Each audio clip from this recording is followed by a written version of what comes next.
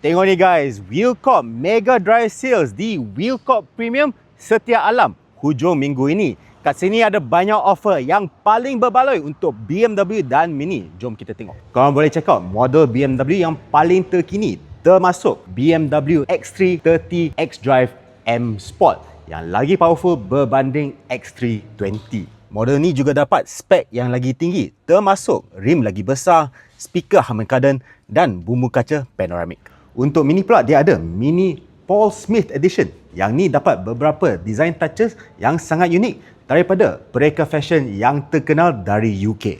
Kat sini juga ada Mini Countryman, SUV yang lagi besar dan praktikal, tapi dia masih ada design dan driving experience yang unik kepada Mini. Kalau nak model BMW yang lagi mampu milik, bolehlah cari BMW Premium Selection. Yang ni ada model yang hampir baru, termasuk BMW i4 EV yang ni start daripada RM232,000. Tapi yang paling cun, ni lah Mini Cooper S Convertible.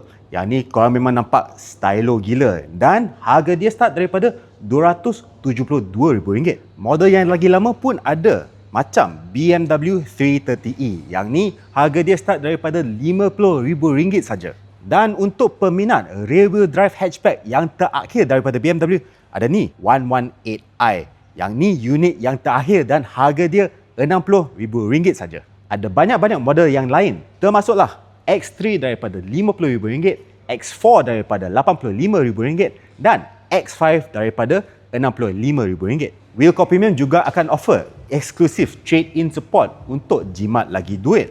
Dan kalau korang letak booking, korang akan masuk lucky draw untuk dapat peluang memenangi sebuah iPhone, iPad, TV, peti sejuk atau official merchandise.